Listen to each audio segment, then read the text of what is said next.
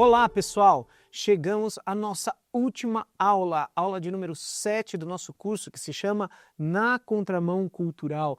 Este é o primeiro curso do Soma Play. Eu espero que você esteja aproveitando esse curso onde você estiver, da maneira como você estiver ouvindo e assistindo, que Deus esteja te abençoando grandiosamente enquanto nós estamos nessa jornada sobre a humildade. Como Deus quer produzir humildade nas nossas vidas, um traço de caráter que faz parte da vida de todo e cada cristão. Muito bem, eu gostaria de rapidamente, nessa nossa última aula, fazer um breve lembrete. Precisamos revisitar a nossa primeira aula, porque eu quero aqui lembrar de algumas definições que nós vimos sobre humildade. Então, a primeira definição que nós vimos foi a definição do pastor C.J. Mahoney, no seu livro Humildade. Ele diz o seguinte: humildade é avaliarmos a nós mesmos honestamente à luz da santidade de Deus e da nossa pecaminosidade. O que é humildade? Humildade é eu enxergar quem eu sou de maneira honesta. E, portanto, removendo das minhas lentes todas aquelas influências que provêm do meu coração e provêm da cultura e da sociedade que me fazem enxergar a mim mesmo de um modo incorreto, inadequado. Enxergar-se honestamente significa enxergar quem Deus é como Deus santo, perfeito e justo, e como eu sou ou quem eu sou diante do pecado que eu tenho, pratico e que define a minha identidade como pecador. E claro, sabemos, não é? Já vimos, o pecado nos separa de Deus. Então nós precisamos enxergar Deus como esse Deus santo e justo, eu como pecador e o pecado como uma barreira que me separa. Isso é humildade, certo? Mas nós também vimos uma definição que o Tim Keller deu. E ele diz: a essência da humildade resultante do Evangelho não é pensar em mim mesmo como se eu fosse mais, nem pensar em mim mesmo como se eu fosse menos. É pensar menos em mim. E ele fala sobre como o Evangelho redefine a minha visão de mim mesmo, como o Evangelho me ajuda a pensar sobre mim mesmo. O que o Evangelho faz? Se Deus Santo estava separado do pecador, o Evangelho é a mensagem de que Jesus abriu o caminho para o pecador salvo e redimido, perdoado, acessar e se relacionar a Deus. Jesus é quem nos salva, Jesus é o caminho até Deus. E o Evangelho de Jesus, então, é a mensagem que me diz: eu posso tanto aceitar a minha condição decaída de pecador, quanto agora me alegrar na minha condição de filho de Deus, perdoado, resgatado, redimido, aceito pelo Pai. E humildemente essa é a nossa visão. Biblicamente, essa é a nossa visão. Pecador, filho de Deus. Pecador não mais refém do pecado, mas agora resgatado e redimido, salvo e amado por Deus. E essa visão do Evangelho me ajuda não a pensar mais em mim, menos de mim, me ajuda a pensar menos em mim. Eu não tenho uma visão elevada nem baixa de quem eu sou. Eu sei bem quem eu sou em Cristo, então eu vou pensar menos em mim, mais em Jesus e nas pessoas.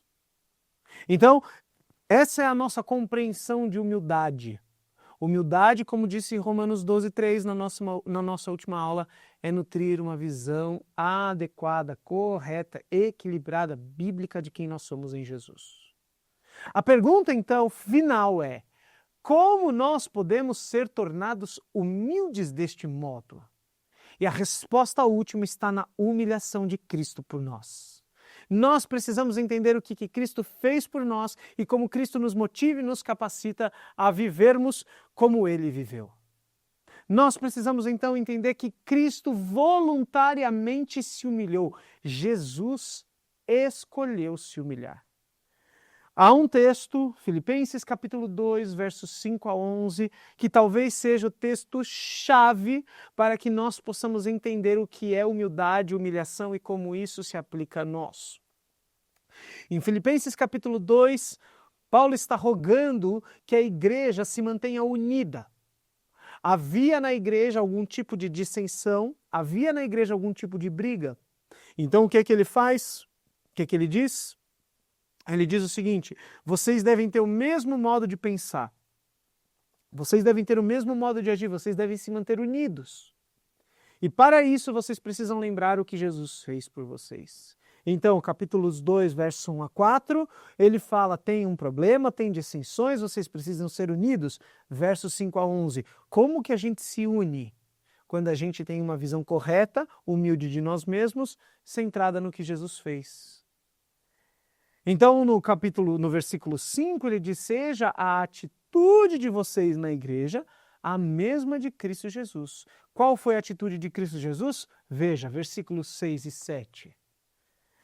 Seja a atitude de vocês, 5, a mesma de Jesus, que, versículo 6 está na tela, embora sendo Deus, não considerou que o ser igual a Deus era algo que devia apegar-se, mas esvaziou-se a si mesmo, vindo a ser servo, tornando-se semelhante aos homens.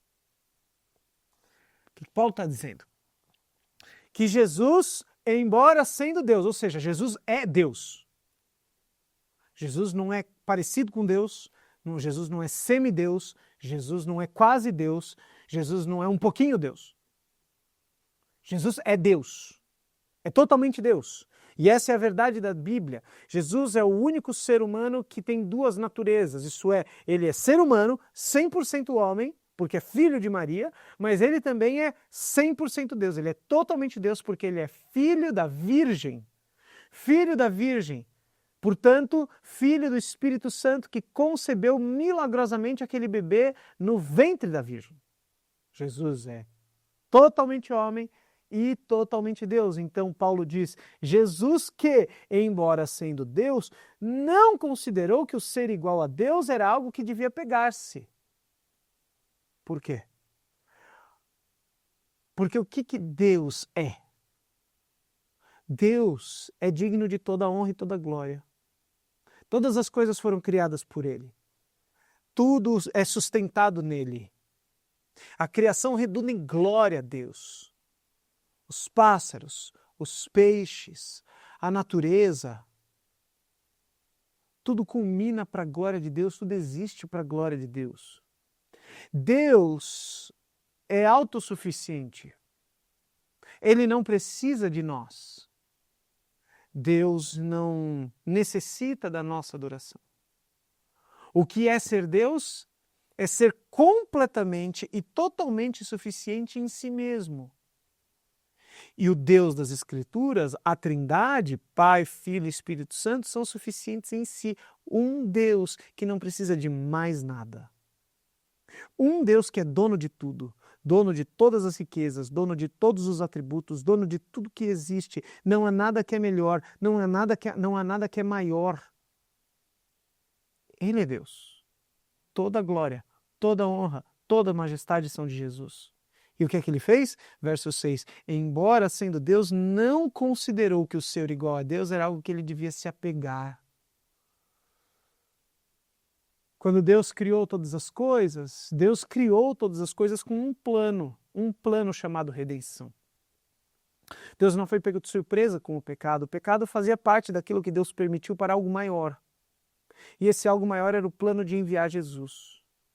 Então, quando chegou a hora de Jesus tornar-se ser humano, virar um feto na barriga da sua mãe, Maria, Jesus não se apegou à divindade e disse, espera um pouquinho, pai, eu não quero ir, olha o que eu vou perder isso aqui, eu não vou... Olha, não.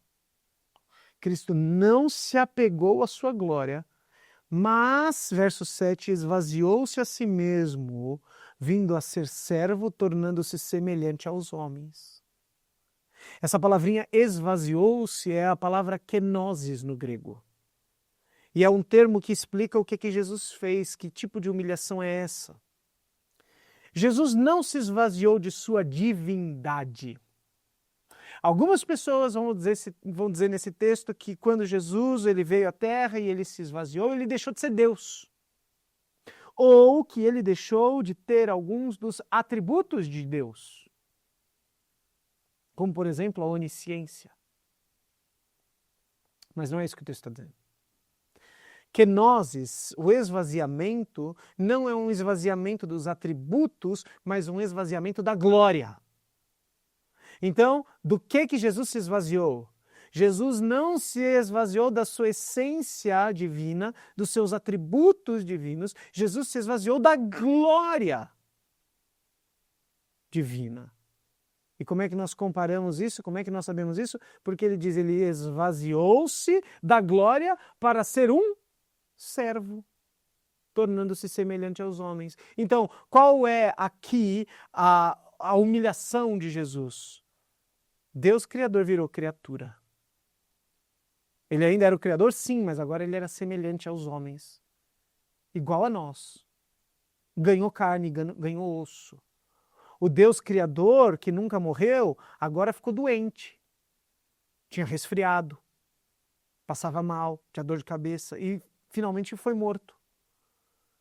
O Deus, dono de toda glória, agora se esvaziou para ter sua fralda limpa pelos seus pais.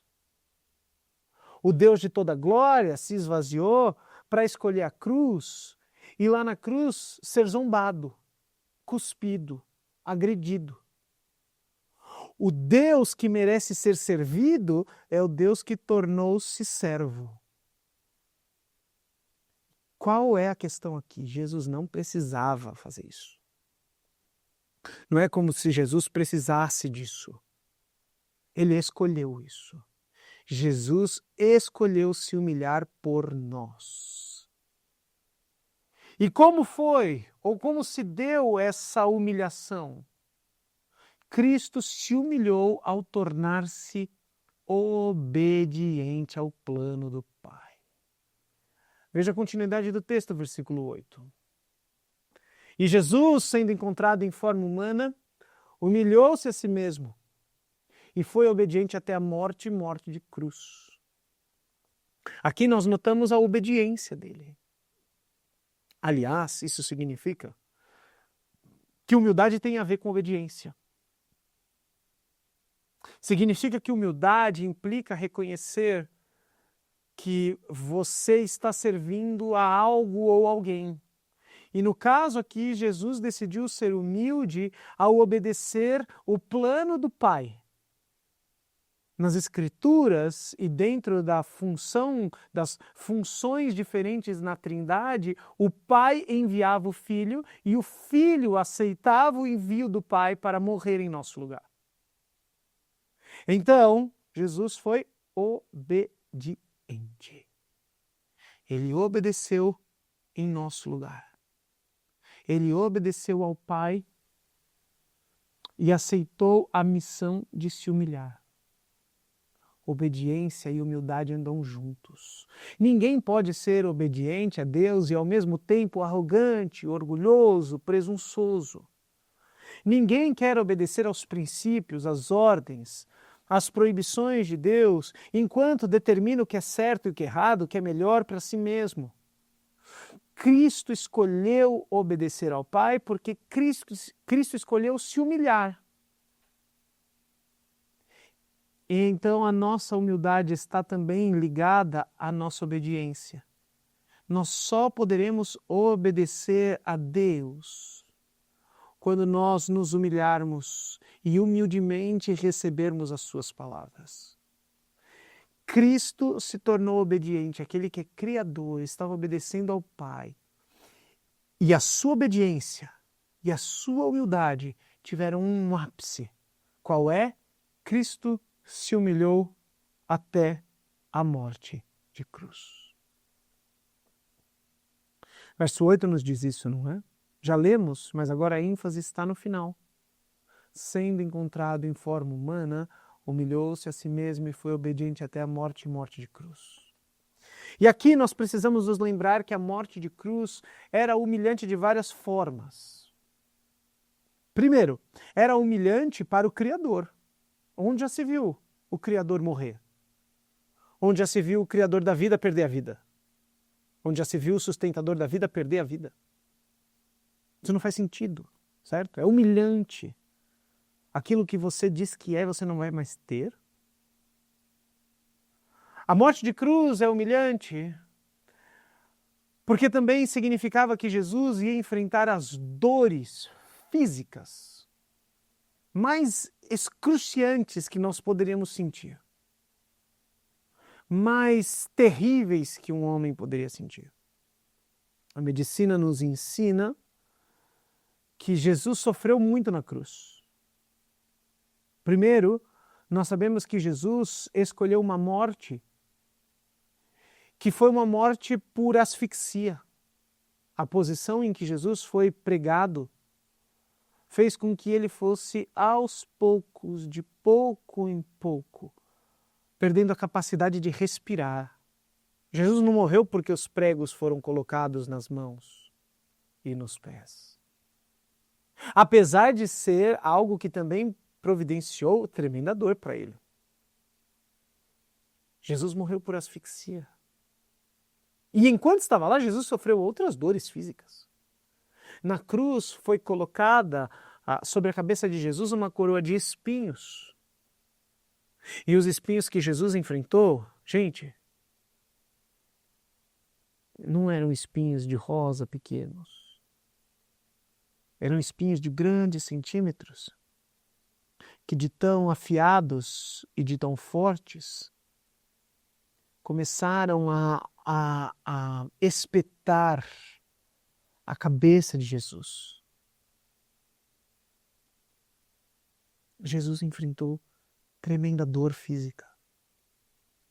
Mas essa não foi a única humilhação. Jesus sofreu a humilhação de ser abandonado na cruz. Seus discípulos que o seguiram por 3 anos, os mais próximos, um deles o traiu. Vários deles fugiram. Um deles, Pedro, o negou por 3 vezes. E só tinha um ali, junto com algumas outras mulheres, Maria, a mãe de Jesus, que ficaram ali no Calvário, vendo a morte humilhante de Jesus, a morte dolorosa do Salvador. Você acha que acabou? Não.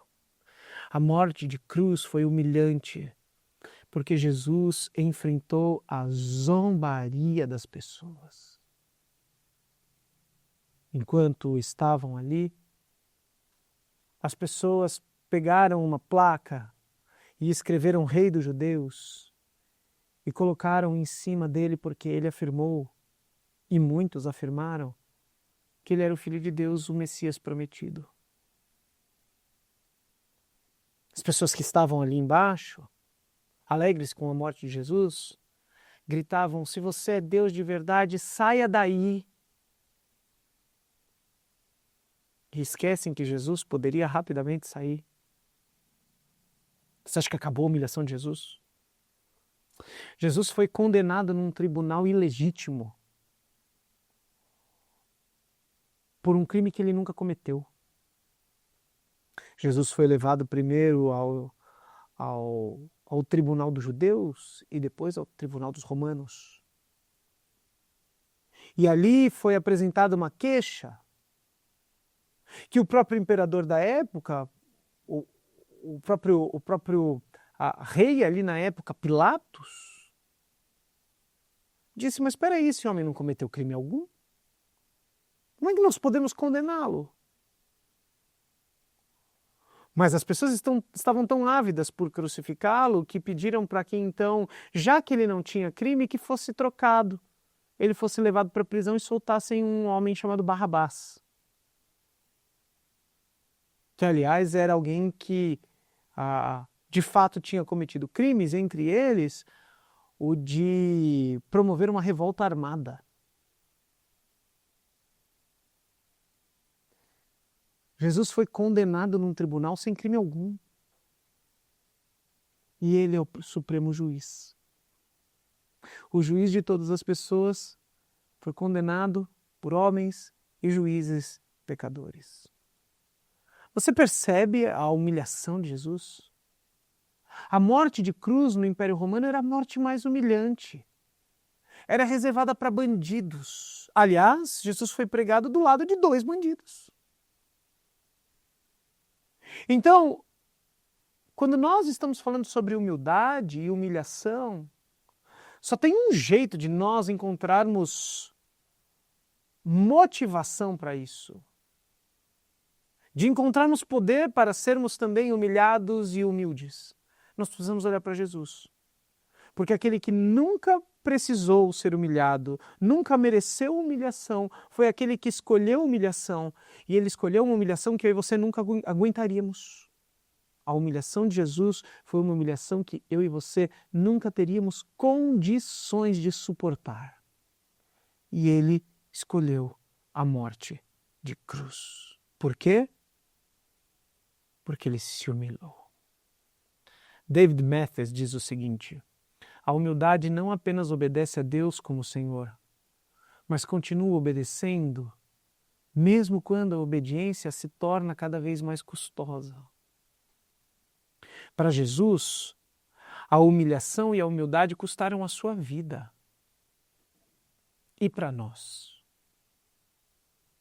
Ser humilde nesse mundo, receber humilhação numa cultura que promove orgulho, vai nos custar. Talvez nos custe posições, talvez nos custe relevância, poder e popularidade, talvez nos custe pessoas. Mas a humildade é uma ordenança e, portanto, a humildade é algo que nós devemos buscar, é algo que nós devemos praticar com a ajuda de Deus. Então, há um chamado aqui para mim e para você. Se nós cremos que Jesus morreu e sofreu com a morte de cruz para nos salvar, ele escolheu a humilhação e ele obedientemente escolheu a humildade. Qual é o chamado para nós? Se ele se humilhou por nós, nós então somos capazes de nos humilhar por ele. Se ele se humilhou à última morte, ao último sofrimento que nós não poderíamos, nós podemos nos humilhar e sofrer por Jesus. Se ele obedeceu por nós o que a gente não teria condição de obedecer, agora nós podemos obedientemente buscar a humildade por ele. É assim que o Evangelho opera. Jesus faz o que a gente não pode para nos capacitar aquilo que ele nos chama a fazer. A humildade é possível?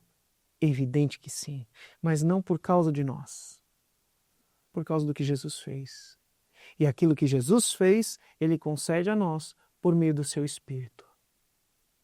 Então, estamos na contramão cultural? Sim. Mas nós não somos reféns da cultura. Nós não somos reféns do nosso coração. Nós somos libertos por Jesus. E agora, libertos por aquele que se humilhou, temos a possibilidade de obedientemente escolher a humildade e a humilhação. E é o Evangelho que nos conduz a isso. Para que nós possamos encerrar essa aula e este curso, a que conclusão nós chegamos?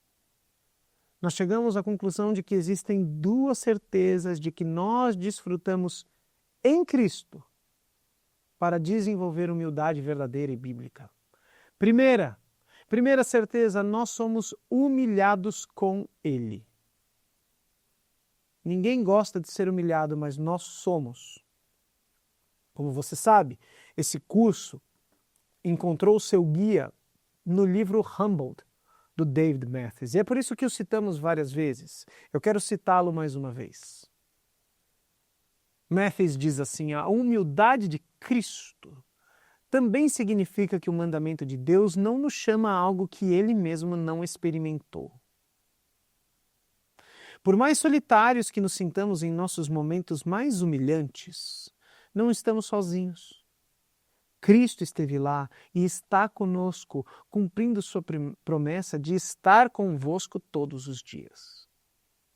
Ele se humilhou e se aproxima em sua humilhação para libertá-lo a recebê-la, acolhê-la, arrepender-se se necessário, declarar justo o seu Pai, aprender com ela e traçar um novo curso com sua orientação e presença, em sua palavra, em oração e no meio do seu povo. Você percebe como essas palavras são belas? Jesus se humilhou. Ele sabe o que é se humilhar e ser humilde. E agora ele está com a gente, dizendo o seguinte: se você é meu discípulo, não dá para esperar outra coisa. A humildade é uma ordem, mas eu vou estar com você para te ajudar a acolher a humilhação e para produzir humildade como parte do seu caráter enquanto você lê a Bíblia, enquanto você ora a mim, enquanto você vive com a igreja. Ele vai te ajudar a encontrar arrependimento para pecados, a declarar que ele está certo, a aprender com os erros das outras pessoas e a ser cada vez mais humilde, não porque você é humilde, mas porque ele é. Ele se tornou humilde e a humildade dele será produzida em nós. Então essa é a primeira certeza que nós temos. Nós somos humilhados com ele. E essa é uma boa notícia. Ninguém gosta de ser humilhado, não é? Bem, existe uma boa humilhação. Uma humilhação a qual nós não trocamos por nada, por nenhuma glória, por nenhuma honra, por nenhum poder. A humilhação com Jesus. Mas em último lugar, há uma última certeza que deve nos mover. A certeza de que nós também somos e seremos exaltados com Ele. Veja o final do texto de Filipenses 2, 5 a 11. Veja os versos 9 a 11. O texto bíblico diz assim: por isso Deus o exaltou à mais alta posição e lhe deu o nome que está acima de todo nome, para que ao nome de Jesus se dobre todo joelho no céu, na terra e debaixo da terra, e toda língua confesse que Jesus Cristo é o Senhor, para a glória de Deus Pai. Jesus abriu mão da sua glória para se humilhar. Sabe por quê? Porque a sua glória, a sua exaltação viria por meio da sua humilhação. Na nossa cultura, glória vem por meio de exaltação. No Evangelho, glória vem por meio de humilhação. Jesus se humilhou. E porque Jesus se humilhou e porque Jesus morreu uma morte humilhante de cruz em nosso lugar, ele foi ressuscitado depois de 3 dias. Ele está vivo. Ele venceu a morte. Ele fez isso por nós. E agora, o Deus que o enviou é o Deus que o exaltou. Deus o exaltou à mais alta posição e lhe deu o nome que está acima de todo nome. Não existe ninguém maior do que Jesus. Não existe nome maior do que Jesus. Para quê? Verso 10. Para que ao nome de Jesus se dobre todo o joelho, no céu, na terra e debaixo da terra. E toda língua confesse que Jesus Cristo é o Senhor, para a glória de Deus Pai. Ele é verdadeiramente exaltado por Deus. E nós? E nós, os cristãos, filhos de Deus, salvos em Jesus, nós somos exaltados com Ele. É por isso que nós temos aqui um lembrete de 1 Pedro 5, versos 5 e 6 que nós tivemos na nossa primeira aula. Versos 5 e 6 dizem assim: sejam todos humildes, uns para com os outros, porque Deus se opõe aos orgulhosos, mas concede graça aos humildes. Portanto, humilhem-se debaixo da poderosa mão de Deus, para que Ele os exalte no devido tempo. Deus concede graça a quem? Aos humildes. E, portanto, Ele diz: humilhem-se. Vocês devem se humilhar, vocês devem buscar a humildade, porque no devido tempo nós seremos exaltados. Qual tempo é esse? O tempo não é agora. O tempo não é aqui. E que exaltação é essa? Não é a glória em meio aos homens. É o partilhar da glória de Jesus na eternidade. Então, este texto traz a promessa de uma exaltação, mas a exaltação não é uma promessa de que se você não tem um bom emprego agora, um dia você será um grande empresário de sucesso. Não é uma promessa de que você terá reconhecimento dos homens. Pelo contrário, do mesmo jeito que Jesus não teve num primeiro momento, os cristãos também não devem esperar por isso. Mas Jesus já foi exaltado. Ele está à destra do Pai. Jesus recebe toda língua confessando que Ele é o Senhor. Até mesmo aqueles que não dobrarem voluntariamente os seus joelhos, terão seus joelhos dobrados para longe dele e enfrentando as consequências de rejeitá-lo no inferno, confessarem que Ele é o Senhor. E a nossa exaltação é a de sermos pessoas que vão partilhar da glória dele eternamente. Ele é exaltado, então nós somos co-herdeiros com Cristo. O que é de Cristo será nosso. Vamos desfrutar da eternidade porque Ele é o Senhor da eternidade. Vamos desfrutar de relacionamento com o Pai porque Ele conquistou o relacionamento com o Pai. Vamos desfrutar do relacionamento com a igreja eternamente. Por quê? Porque Ele é o Senhor da igreja. Então a nossa exaltação é uma exaltação ligada à exaltação de Jesus. Tem um certo ditado que a gente diz por aí, sempre que enfrenta perrengues da vida. As pessoas dizem, é agora que os humilhados serão exaltados? Já usou essa expressão? É lá na frente que os cristãos que se humilharam, que foram humilhados, que receberam a Jesus e que cultivam a humildade com a ajuda e o poder daquele que é humilde serão exaltados. Lá. Então você enfrenta, e eu enfrento a humildade, a humilhação e a busca por esse caráter na contramão cultural com os olhos lá. Com a certeza de que nós também seremos exaltados com Ele. Que Deus nos abençoe. Que Deus produza em nós humildade. E que enquanto nós combatemos o nosso próprio pecado, que enquanto nós mesmos estamos enfrentando as dores, as lutas e provações dessa vida, que nós recebamos a humilhação que vem do pecado, a humildade que Jesus, o humilhado e humilde por nós, produz, e que nós possamos crescer em uma das virtudes que Deus quer de nós. Que nós sejamos considerados humildes, que nós sejamos tornados humildes, porque Jesus, o humilde, garante isso para nós. Que Deus te abençoe. Até a próxima e até o próximo curso do Soma Play.